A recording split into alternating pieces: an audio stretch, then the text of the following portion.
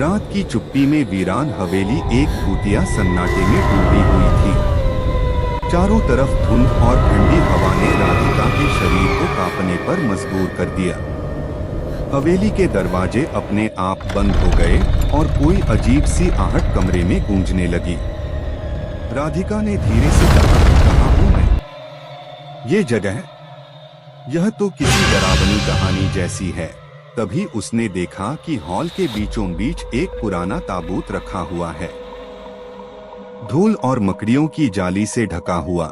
चारों ओर मोमबत्तियां जल रही थीं और उनके धुएं में अजीब आकृतियां नाच रही थीं। राधिका ने कदम पीछे हटाए, लेकिन जैसे ही उसने ताबूत को देखा, उसमें हल्की हिलन का संकेत आया।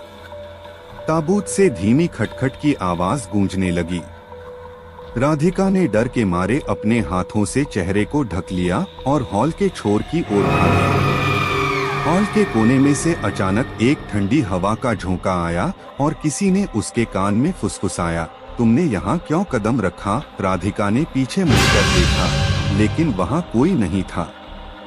फिर भी आवाज जारी रही, ताबूत तुम्हें बुला रहा है और तुमने उसे अनसुना नहीं किया।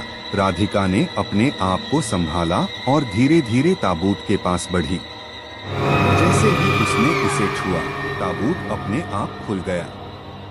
भीतर एक पुरानी किताब और एक झुर्रीदार पन्ना रखा था।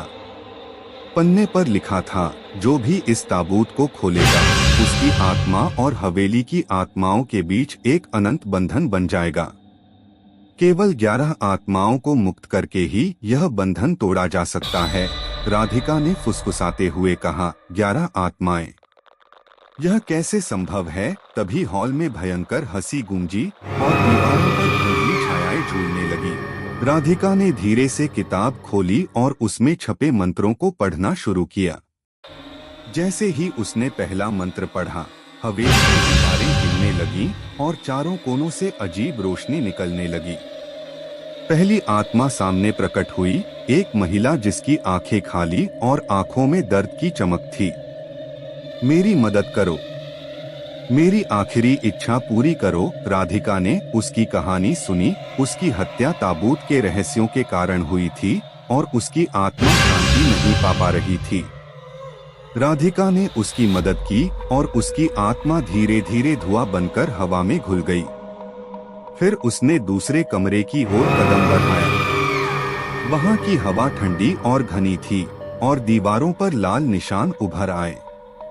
दूसरी आत्मा ने अचानक चिल्लाया, मुझे आजाद करो या तुम भी हवेली में फंस जाओगी।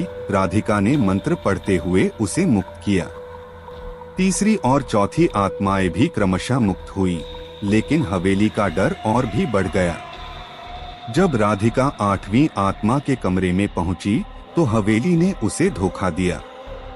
कमरे की दीवारें अचानक बंद हो गईं और पूरी तरह अंधेरा हो गया। कौन है यहाँ? मुझे छोड़ दो, राधिका ने चिल्लाया। तभी एक गहरी और ठंडी आवाज गूंजी, तुमने मेरे नियम तोड़े हैं, अब तुम्हें सजा मिलेगी। यह आवाज ताबूत के रक्षक की थी। राधिका ने किताब खोलकर मंत्रों का उच्चारण किया। तेज रोशनी निकली और 8वीं आत्मा मुक्त हुई। अगले कमरे में 9वीं और 10वीं आत्मा को मुक्त करना आसान नहीं था। हवेली के फर्श से अचानक लाल धारा निकली और राधिका के चारों ओर घूमने लगी। उसकी आंखों के सामने भूतिया आकृतियां उभरने लगी। राधिका ने मंत्रों का उच्चारण जारी रखा और दोनों आत्माएं धीरे धीरे मुक्त हो गईं। अब केवल अंतिम 11वीं आत्मा बची थी। राधिका ने महसूस किया कि यह आत्मा हवेली की सबसे शक्तिशाली आत्मा थी।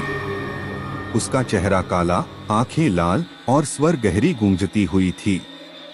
तुमने इतने लोगों को मुक्त किया, लेकिन मेरी आजादी आसान नहीं है, उसने कहा।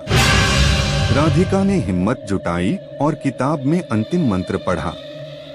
हवेली की छत से अजीब आवाजें आने लगीं, दीवारें हिलने लगीं और भूतिया छायाएं एक दूसरे में घुलने लगीं। राधिका ने मंत्र का उच्चारण तेज किया और अचानक हवेली के सारे कमरों में सफेद रोशनी फैल गई। 11वीं आत्मा ने धीरे धीरे अपने हाथ फैलाए और कहा, शांति हुई। तुमने सभी को मुक्त किया। हवेली की दीवारें स्थिर हो गईं, भूतिया हंसी रुक गई और ताबूत अपने आप बंद हो गया। राधिका ने बाहर निकलकर देखा, हवेली अब शांत और सुनसान थी। हवा ठंडी थी, लेकिन डर और भय का एहसास अब खत्म हो गया था।